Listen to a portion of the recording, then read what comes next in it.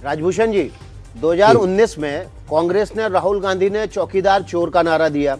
2025 में बिहार विधानसभा चुनाव से पहले वोट चोरी को लेकर मुद्दा बनाया, और दोनों ही चुनाव के जो नतीजे थे वो कांग्रेस के लिए नहीं, पूरे विपक्ष के लिए बहुत घातक साबित हुए। क्या आप कांग्रेस को, विपक्ष को इस तरह के शब्दों से, इस तरह के शब्दों के चयन से अपना बचाव रखना चाहिए, बचना चाहिए? देखिए, जिस तरह से विपक्ष अमर्यादित भाषा का प्रयोग करता है, और आपने देखा कि जिन जिन चुनाव में उन्होंने हमारे नेता को अपमानित करने का काम किया, बिहार की जनता को अपमानित करने का काम किया, और बिहार को जो अपमान करने वाले लोग हैं उनको सम्मानित बिहार में ला करके प्रचार कराने का काम किया, तो इससे निश्चित रूप से बिहार की जनता में एक आक्रोश था। लोगों ने ये देख लिया कि ये जो महागठबंधन के लोग हैं ये अपमानित करने वाले लोगों को सम्मानित करती है, और ये सिर्फ बरगलाने की राजनीति करती है, लोगों को दिग्भ्रमित। जो अंक संख्या है वो ये कह रही है कि अगर आप जेडीयू के बिना भी जाते हैं तो भी सरकार बनाना संभव है, तो इसमें इसके लिए बिग ब्रदर वाला डोमिनेट करेंगे या फिर बार्गेनिंग ज्यादा बढ़ाएंगे? देखिए, हम लगातार बोलते आ रहे हैं कि हम ये एनडीए की जीत है और हम सब एक हैं, कहीं कोई डिफरेंस नहीं है। हम उनके नेतृत्व में इलेक्शन लड़े हैं और आने वाले दिनों में हम लोग मिल बैठ करके तय करेंगे। नहीं, क्योंकि नीतीश जी की तरफ से उनकी पार्टी ने एक ट्वीट किया था ऑफिशियल एक्स पे कि मुख्यमंत्री थे, हैं, रहेंगे, फिर वो ट्वीट डिलीट कर दिया गया, तो लोग अंदर सकपकाए कि हो सकता है आप लोग प्रेशर बनाए हो। नहीं, ऐसी कोई बात नहीं, हमारे बीच कोई प्रेशर का गेम नहीं होता है। एनडीए एकदम मजबूती के साथ खड़ा है और कोई इसमें अकबकाहट नहीं है, ऐसी नहीं है। हम लोग लोकतांत्रिक तरीके से चलने वाले लोग हैं और पुनः हम लोग बैठ करके तय कर लेंगे, इसमें कहीं कोई कंफ्यूजन नहीं है। राजभूषण जी, वीआईपी पार्टी की बड़ी भूमिका थी, वो कह रहे थे कि हमें बड़ा कॉन्फिडेंस है, बार बार मुकेश सहनी कह रहे थे कि केवट हैं तो हम ही पार लगाएंगे, क्या कहेंगे आप? देखिए, उनके पास कोई विजन नहीं है, और जिस तरह से उन्होंने रन छोड़ने का काम किया, बिहार के चुनाव में वीआईपी पार्टी की कोई भूमिका नहीं थी, इसलिए कि वीआईपी पार्टी का राष्ट्रीय अध्यक्ष बैकफुट पर आ गया। उन्होंने दूसरे आरजेडी के कैंडिडेट को समर्थन कर दिया, और वीआईपी पार्टी का जहां प्रदेश अध्यक्ष खड़ा था चैनपुर विधानसभा से, वहां भी आरजेडी ने उम्मीदवार देने का काम किया। तो वीआईपी पार्टी इस चुनाव में था ही नहीं, और लोगों ने उनको नोटिस ही नहीं लिया। जिस तरह से उनके पास कोई विजन नहीं है निषाद समाज के उत्थान के लिए, हम लोग और हमारी सरकार लगातार प्रयास कर रही है कि निषाद समाज के बच्चे को पढ़ा लिखा करके उनको मुख्य धारा में लाया जाए, उनको डॉक्टर, इंजीनियर, आईएएस, आईपीएस बनाया जाए। उनके हाथ में लैपटॉप हम देखना चाहते हैं। और एक तरफ आपने देखा कि किस तरह से वो पानी में कूद करके राहुल गांधी जी के साथ उन्होंने दिखाने का काम किया कि निषाद समाज का भविष्य मछली मारना ही है, जिसको लेकर के निषाद समाज में काफ़ी आक्रोश आया कि एक तरफ हम लोग डिजिटल एजुकेशन की बात करते हैं निषाद समाज के लिए, और वो अभी भी मछली मारने की बात कर रहे हैं, तो इससे लोगों ने काफ़ी उनके विरुद्ध वोटिंग किया। मनोज्ञा, बहुत रूठ रहे थे वो, शायद जनता भी रूठे गई। अब तो सब क्या कहें। लेकिन आज इंतजार किस नेता और किस पार्टी का है कि वो आए, और पिछले 4-6 महीने में उन्होंने जो हवा बनाई थी सोशल मीडिया से लेकर और कन्वेंशनल मीडिया पर, और कहा था कि हम तो पूर्ण बहुमत की सरकार बनाएंगे, बीजेपी, जेडीयू, आरजेडी कोई नहीं है, तो ऐसा कौन सा नेता है? मनोज्ञा, ये ऐसे सवाल मुझसे ही करते हैं जानबूझकर। विकास को पता है कि मैं कहूंगी सर पेट्रोल पंप पर 0 चेक कर लो। देखिए, ये एक ऋषि कुमार जी, आपकी मुस्कुराहट सब कुछ बता रही है। ये मीम है। मतलब आपको भी इंतजार। किसी ने मजाक किया विकास जी कि जितना इंटरव्यू उन्होंने एनडीटीवी को दिया था उससे भी कम सीट आया है। राजभूषण जी से सवाल है कि आप मुकेश सहनी को कटघरे में एक तरह से खड़ा कर रहे हैं, लेकिन आपकी राजनीतिक पारी की जो शुरुआत जो है वीआईपी से ही हुआ था, मुकेश सहनी के कारण ही पहली बार मुजफ्फरपुर से आपको टिकट मिला था, तो उसको कैसे आप देखते हैं? देखिए, हम लोग उस समय एक साथ मिलकर ठीक है राजनीति शुरू किए थे, और हम लोगों ने सोचा था कि निषाद समाज, अति पिछड़ा समाज का भला करेंगे, लेकिन जिस तरह से बाद में आकर के इनका जो उद्देश्य रह गया सिर्फ अपने परिवार का विकास और परिवारवादी पार्टी के साथ मिलकर के और पैसा कमाना, अपने टिकट को बेचने का काम इन्होंने किया। इससे बिहार की जनता समझने लगी कि इनका उद्देश्य निषाद समाज का विकास नहीं है, इनका विकास इनका सोच जो है अपने परिवार का विकास है। और इसीलिए निषाद समाज को जिन्होंने सम्मान देने का काम किया, हमारी एनडीए के गठबंधन ने, आप सब जानते हैं मैं पहली बार इलेक्शन जीता और केंद्र में मंत्री बनाया गया, तो निश्चित रूप से ये मेरी अपनी उपलब्धि नहीं थी, ये निषाद समाज को सम्मानित करने के लिए हमारे प्रधानमंत्री जी ने मुझे सम्मानित किया।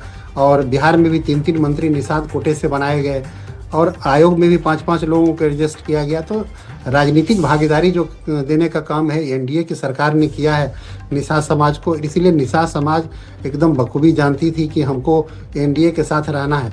ठीक है राजभूषण जी, आपके पास लौटेंगे। देखिए हमारे साथ ज्योति कुमार कांग्रेस के प्रवक्ता स्टूडियो में जुड़ गए हैं। ज्योति कुमार जी, बहुत बड़ी हार की तरफ महागठबंधन बढ़ रहा है, लेकिन एक सवाल जो बार बार कौंध रहा है, वोट चोरी का मुद्दा, उसकी हवा निकल गई। 2019 में चौकीदार चोर है के मुद्दे की हवा निकली थी। अब इस तरह के शब्दों का चयन कांग्रेस के भीतर मंथन होता है कभी कि करना चाहिए कि नहीं करना चाहिए? नहीं, देखिए जैसा कि अभी आपने कहा, जो 2 शब्दों का आपने उपयोग किया, उसमें एक शब्द जब आप वोटर अधिकार की बात राहुल गांधी कर रहे हैं और वोटर चोरी की आप बात कह रहे हैं, तो राहुल गांधी जब ये बात कह रहे थे तो वो तो उदाहरण देकर कर रहे थे, एविडेंस देकर कर रहे थे, वो तो ऐसे नहीं कर रहे थे। वो तो आम जनों का वो मुद्दा था तो उन्होंने उठाने का कोशिश किया, क्योंकि वो प्रभावित हो रहा था लोकतंत्र। इसका मतलब ये नहीं है कि जो नंबर 4 आ रहा है उससे हमें उसको जस्टिफाई कर रहे हैं, उसको नहीं कर रहे हैं। लेकिन आप चूंकि ये बोल रहे हैं कि वो मुद्दा गलत था, तो वो मुद्दा तो गलत नहीं हो सकता, क्योंकि उन्होंने तो एविडेंस के साथ बात कैसे आप गलत सही की पहचान करते हैं? आपकी स्केल क्या है? चुनाव ही तो वो स्केल होती है ना, वही पैमाना होता है जो तय कर देता है कि मुद्दा था कि नहीं था। देखिए, आप जब उसको आप बताना चाह रहे हैं कि ये चुनाव का जो जीत और हार जो है, कि अगर बिहार में नौकरियां नहीं मिल रही है तो नहीं मिल रही है तो उसको आप जस्टिफाई करेंगे, पलायन हो रहा है तो आप जस्टिफाई करेंगे, पटना गांधी मैदान में किसी बिजनेसमैन का मर्डर हो जाता है तो आप बोलेंगे कि लॉ एंड ऑर्डर अच्छा था, ज्योति कुमार जी, तो तो आप जस्टिफाई तो नहीं कर सकते। हम तो जब से दुनिया बनी है तब से मुद्दे हैं, लेकिन आपने वोट चोरी का मुद्दा तो ताजा लेके आए थे ना, आपने इन मुद्दों के ऊपर का ये अम्ब्रेला मुद्दा बना दिया था, यात्रा तक निकाली थी वो मुद्दा। देखिए नहीं देखिए, वो जो की हाइड्रोजन बम की संज्ञा दी। देखिए ये मुद्दा आगे भी बना रहेगा, क्योंकि ये तो वोटर डिलीशन का मामला है, एसआईआर मैनिपुलेशन का मामला है, क्योंकि हरियाणा के इतने आपको एग्जाम्पल दिए गए, कर्नाटक का दिया गया, महाराष्ट्र का दिया गया, उस पर तो कोई चुनाव आयोग तो कुछ अच्छा से जवाब नहीं दे पाया, तो वो मुद्दे तो बने रहेंगे। लेकिन सवाल ये है कि चिंतन आत्ममंथन होगा कि इस तरह के बिल्कुल होगा, चुनना है कि नहीं, बिल्कुल होना चाहिए। मैं इस बात को बहुत जिम्मेदारी से कहना चाहता हूं कि अगर हमारा ये 4 सीट है और महागठबंधन का ये फाइनल रिजल्ट आता है तो बिल्कुल आत्ममंथन करने की जरूरत है, और जो जिम्मेदार नेता हैं जो इस पर जिनके कारण ये चीजें हुई है तो उन पर एक्शन लेने की भी बात होनी चाहिए, क्योंकि कांग्रेस पार्टी एक फ्रीडम मूवमेंट की पार्टी। तेजस्वी यादव जो है वो खुद 3230 वोटों पीछे चल रहे हैं। मनोकिया जी, इतना बुरा सोचा था आपने? नहीं, तेजस्वी यादव का इतना बुरा नहीं सोचा था कि तेजस्वी यादव और इतने बुरे आंकड़े आएंगे उनके, ये नहीं सोचा था, क्योंकि जब आप नेता विपक्ष या फिर सत्ताधारी पक्ष के तौर पर अगर आप मुख्यमंत्री का फेस हैं, चीफ मिनिस्टर कैंडिडेट की तरह अगर आप लड़ रहे हैं, तो ये हार बहुत कुछ कहती है। अगर 4 सीट और कम हो गई तो अखिलेश जी ने कंफर्म किया कि फिर लीडर ऑपोजिशन का पद भी नहीं मिलेगा। बिल्कुल। अरे लेकिन इस बीच में रोकूंगा आप लोगों को। ज्योति कुमार जी ने जो बात कही है ना कि चिंतन मंथन ही नहीं बल्कि एक्शन भी होना चाहिए, बड़ी बात कह रहे हैं ज्योति कुमार जी कि बिहार के कांग्रेस के जिम्मेदार नेताओं पर एक्शन भी होना चाहिए, यही रिजल्ट है रहते हैं आखिरी तक। हाँ, तो इस्तीफा वैसे शुरू हो गया ना। हाँ जी, एक सवाल और जोड़ दूं तो कार्रवाई तो राहुल गांधी पे भी होना चाहिए। राहुल गांधी पूरे सीन से गायब थे, पूरे पार्टी के चेहरा हैं राहुल गांधी। बिहार में ज्योति जी, राहुल गांधी कितने रैली की पार्टी कैंडिडेट के पक्ष में? एसआईआर का मुद्दा राहुल गांधी के अलावा किसी भी नेता ने पूरे चुनावी फिजा में एक बार भी इस मुद्दे को नहीं उठाया। नहीं, जब आप राहुल गांधी, मैं इसका जवाब दूं जी, जब आप राहुल गांधी की बात कह रहे हैं, राहुल गांधी पार्टी के प्रेसिडेंट नहीं हैं, वो एक नेता हैं, अपोजिशन के लीडर हैं, जिनको इंचार्ज बनाया गया और जिनको ये जिम्मेदारी दी गई कि आप इलेक्शन सुचारू रूप से करें, और अगर यही रिजल्ट रह जाता है तो आम कार्यकर्ता के साथ अगर उनको लगता है कि यह गलत हुआ है और यह सही दिशा में नहीं ले जाया गया, तो उसमें राहुल गांधी का कोई बात नहीं है। राहुल गांधी तो सबको मुद्दा, उनको इंस्पायर करने के लिए तो कितने मुद्दे उठाए, इंस्पायर होने से ही तो ये इलेक्शन उठा था। लेकिन जहां गलतियां हुई है उन गलतियों का एहसास करके जरूर इसकी जिम्मेदारी लेनी चाहिए और इस पर आत्ममंथन पार्टी को करना ही पड़ेगा, हम लोग सारे नेताओं को करना पड़ेगा अगर यही रिजल्ट लास्ट में रहता है तो। ज्योति जी आप कह रहे हैं जिम्मेदारी लेनी चाहिए, तो जिम्मेदारी तो नेता लेंगे ना कि कार्यकर्ता लेंगे? जिम्मेदारी तो नेता ही लेंगे, जो प्रभारी है, जो इंचार्ज है, जीत भी उसकी तो हार भी उसकी। बिल्कुल सही तो उसमें है। आप कैसे कह सकते हैं मैं कौन, मैं खामखा? तो राहुल गांधी उसके इंचार्ज नहीं है, वहां के जनरल सेक्रेटरी जो इंचार्ज हैं उन पर क्या एक्शन करेगी पार्टी? तो उस पर अब तो आत्ममंथन होगा, देखा जाएगा कहां गलत है कहां सही है, उसके बाद अब बैठने के बाद ही बात होगी ना। एक सवाल यहाँ से है, हेलो, सीखी है ये तो बता दीजिए, क्योंकि अगर आपके आंकड़े सिंगल डिजिट पर आ गए हैं तो ये अपने आप में बता रहे हैं ना कि जनता के साथ आपका सामंजस्य कैसा था।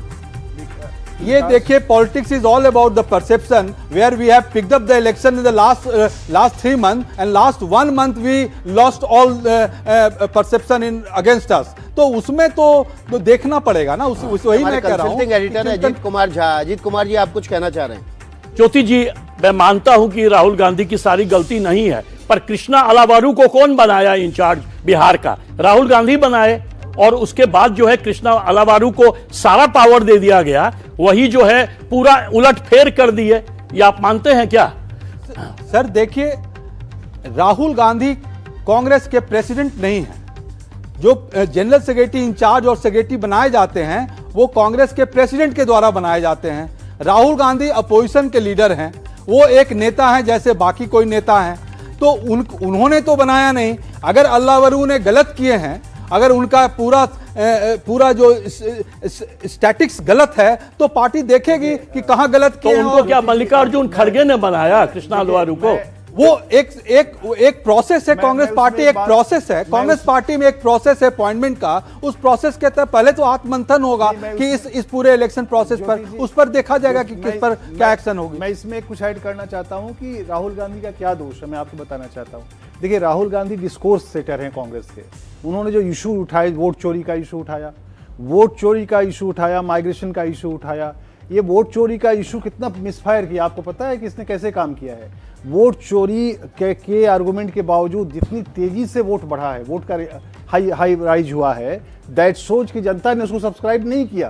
क्योंकि जहां भी वोट चोरी की थियरी काम करता है, पूरी दुनिया में देख लीजिए, वहां क्या होता है कि वोट परसेंट डिक्रीज होती है, लोगों का विश्वास घटता है उससे। राहुल गांधी ने माइग्रेशन का इशू उठाया। माइग्रेशन का इशू, गाँव में माइग्रेंट्स नौकरिया माना जाता है, नौकरिया, उसको सम्मान होता है, उसकी फैमिली को लोग डिग्निटी के साथ देखते हैं। रोज रोज आप हर डिस्कोर्स में उसको एब्यूज कर रहे हैं, आलोचना कर रहे हैं, नहीं माइग्रेशन बहुत खराब है, नहीं होना चाहिए। तो दैट हर्ट देम।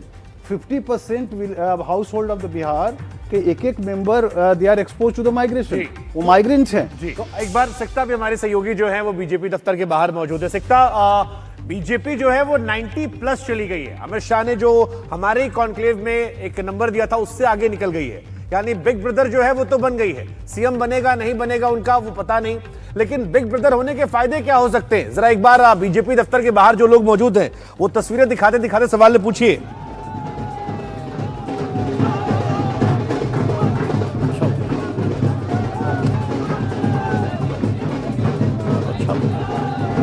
तक शायद आवाज नहीं पहुंच पा रही, फिर से कोशिश करते हैं। सिकता, आपको आवाज मिल रही है क्या? बीजेपी तो आप और अखिलेश जी भी कवर करते हैं, आप भी कवर करती हैं, आप ही लोग बता दीजिए, आप लोग का एनालिसिस क्या? अखिलेश बताइए। अखिलेश जी, बिग ब्रदर होने का ये एक बड़ा मतलब हैरान करने वाला है मामला कि जहां पर जिस राज्य में बीजेपी का स्ट्राइक रेट हमेशा 80 से 90% के ऊपर जाता है, जिस राज्य में बीजेपी 70, 80, 90 सीटें विधानसभा की जीतती है, और वहाँ पर भी वो या तो जुड़वा भाई या फिर छोटा भाई इस भूमिका में रहती है। तो ये प्रश्न तो बीजेपी के कार्यकर्ता वहाँ पे पूछते हैं कि आखिर हमें कब मौका मिलेगा, कब हमें बड़ा भाई बनने का मौका मिलेगा। लेकिन जब ये सवाल हम यहाँ बीजेपी नेताओं से पूछते हैं दिल्ली में, तो वो कहते हैं कि देखिए, हम तो गठबंधन धर्म का पालन कर रहे हैं। हम जब शुरू से कहते आए हैं जब आपको याद होगा कि जब जेडीयू की ओर से मांग नहीं आई थी, तब ये समता पार्टी थी, तब बीजेपी ने अपनी ओर से नीतीश कुमार को मुख्यमंत्री के तौर पर पेश और आधी सीटें थी उस वक्त बीजेपी के मुकाबले जेडीयू की, तो तब जनता पार्टी। में बीजेपी के पास ज्यादा सीटें थी जेडीयू से, लेकिन मुख्यमंत्री नीतीश कुमार ही रहे। पिछली विधानसभा में भी जब आप नंबरों की बात करेंगे तो जेडीयू से ज्यादा सीटें हो सकता है, परसेंटेज भी आप बात करें तो बीजेपी की रहेंगी, लेकिन मुख्यमंत्री नीतीश जी के नीतीश कुमार सेहत को देखते हुए कि 5 साल लंबा कार्यकाल होता है, क्या बीजेपी 3 महीने पहले तक सवाल हो रहे थे सेहत पर, 2 महीने से तो एक को सवाल शुरुआती नहीं दौर में आया। मुझे लगता है शुभंकर जी, शुरुआती दौर में नीतीश कुमार ही सीएम होंगे।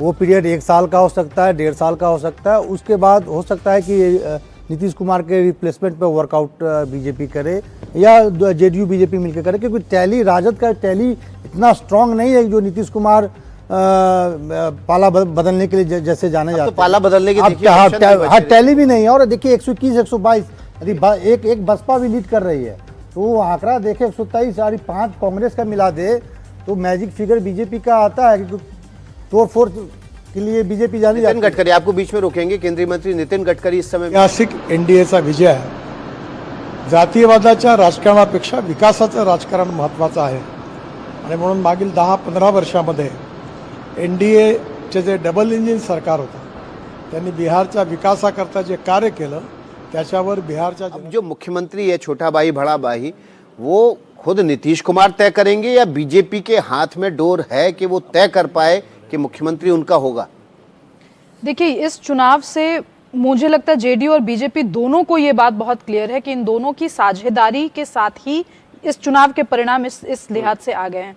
तो जिस राइवलरी की चर्चा हम दबे स्वरों में यहाँ पे कर रहे हैं, मुझे नहीं लगता है कि ये राइवलरी होने वाली है। अभी आप हाल फिलहाल में देखिए तो जो तस्वीरें आती हैं कि ललन सिंह जी बहुत आत्मीयता से मोदी जी से मिल रहे होते हैं और नीतीश कुमार जी को जिस तरीके से रिस्पेक्ट दी गई है पूरे चुनाव प्रोसेस के दौरान, तो मुझे लगता नहीं कि ऐसा कोई रिफ्ट वाली स्थिति है। ये बहुत नेचुरल प्रोग्रेशन होगा कि उनकी हेल्थ का एक फैक्टर है ही है, और इतने लंबे समय से जो उन्होंने शासन किया है, उस शासन की बागडोर किसी दूसरे के हाथ में राष्ट्र ये सवाल इसलिए बार बार उठ रहा है क्योंकि पिछली बार जब एक साथ आए थे और सरकार बनी थी तो नीतीश कुमार ने इनकार कर दिया था क्योंकि सीटें बहुत कम थी, ये कहते हुए कि अब मुख्यमंत्री आप अपना तय कर लीजिए, लेकिन बाद में मान मनोबल हुई, 37% स्ट्राइक, प्रधानमंत्री ने मनाया और मान गए थे। क्या इस बार भी तय करने का अधिकार कि सीएम होंगे वो स्वयं या नहीं होंगे, हाँ या ना करने का अधिकार नीतीश कुमार के पास ही होगा?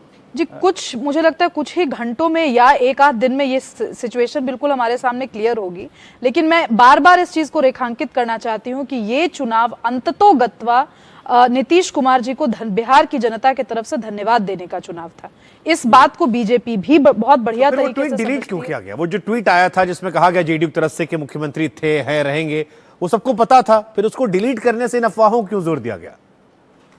अब देखिए, पार्टी में अन्य बहुत तरीके के लोग होते हैं। आईटी सेल हेड कौन है, उनको बुलाइए, पूछिए कि क्यों किया गया। हम एनालिस्ट कैसे बता सकते हैं? व्यवस्था जो कह रही है कि ये नीतीश कुमार को धन्यवाद देने का चुनाव था।